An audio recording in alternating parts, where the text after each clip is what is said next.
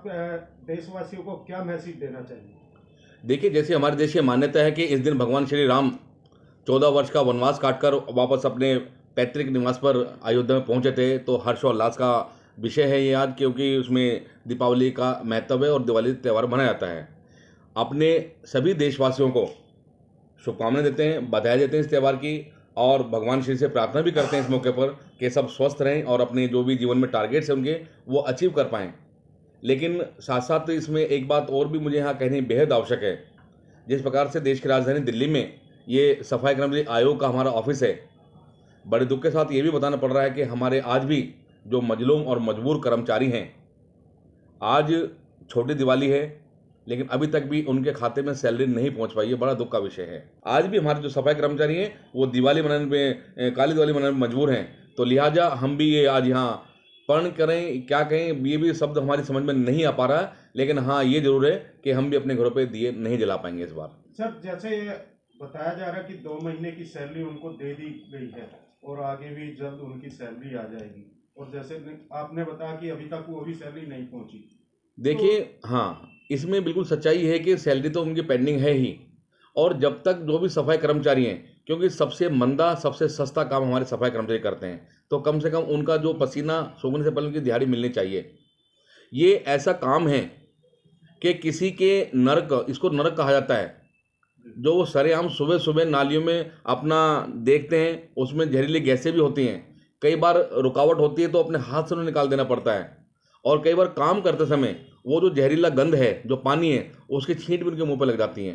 Sir, जिस तरह आप सफाई कर्मचारियों की लड़ाई लड़ते रहते हैं और हाल ही में कुछ कर्मचारियों को पक्का भी किया गया, क्या अगर हम बात करें जैसे 20 साल 25-30 साल से जो कर्मचारी है जिनको पक्का ही नहीं किया गया, और उनमें कुल 200 कर्मचारियों को ही ओनली पक्का किया गया, क्या 200 ही कर्मचारी थे? ये केवल एक महज दिखावा है, ढोंग एक तरह का। जो हमारा निगम है, निगम की जो पॉलिसी है, जो हमारे कानून है, ये तो उसको भी नहीं मान रहे। कानून में साफ साफ लिखा हुआ जो हमारे फेज में प्रोग्राम है कि एक कैलेंडर ईयर में 2 साल के लोगों को पक्का किया जाएगा। तो आज 25 साल हो चुके, क्यों पक्का नहीं किया गया? इनके गुनाह है एक तरह का ये, और अब हम किसी को बख्शने वाले नहीं हैं। अभी हेयरिंग थी यहाँ पे 11 तारीख को, तमाम ऑफिसर्स भी यहाँ पे, सीनियर पदाधिकारी यहाँ पे आए, लेकिन हम चाहते थे कि कमिश्नर अपना जवाब दें यहाँ पे आके। लेकिन देखिए, इतनी हठधर्मी, बार बार नोटिस डालने पे भी वो नहीं आए, और अपने एवज में किसी दूसरे अधिकारी को उन्होंने भेज दिया। काम करते 20-25 साल से उनको हटाया जा रहा है। और इसके अलावा जो हमारे सफाई मजदूर ऐसे हैं जो 20-25 साल से अपना बाढ़ जो है पक्के होने वाली, लेकिन उनको भी हटाया जा रहा है। ये सारी की सारी बातें कमिश्नर साहब यहाँ जवाब देते हैं। आज हमें मजबूर होके हमें यही कहना पड़ रहा है कि आज 13 तारीख को, 13 नवंबर को तीनों कमिश्नर के खिलाफ सम्मन जारी किए जा रहे हैं। ये बहुत बड़ी, मैं तो कहता हूँ दुर्भाग्य वाली बात है कि अपने कमिश्नर जो है हमारे, जो निगम को चला रहे हैं, उनके खिलाफ हमें सम्मन जारी करने पड़ रहे हैं, ताकि वो अगली बार यहाँ पे आएँ और पूरा पटाक्षेप करें। वो निजीकरण के विषय में करें, नियमितीकरण के विषय में उन्हें करना चाहिए, पेंशन होल्डर्स हैं उन्हें करना चाहिए, 5-5 साल से लोगों का टर्मिनल बेनिफिट नहीं मिल पा रहा, उनको उन्हें करना चाहिए। ये सारे के सारे ग्रीवेंसेस कमिश्नर साहब ही यहाँ पे कर सकते हैं आके। तो लिहाजा मजबूर होकर आज भी हमने सम्मन भेजे जा रहे हैं उनके पास में।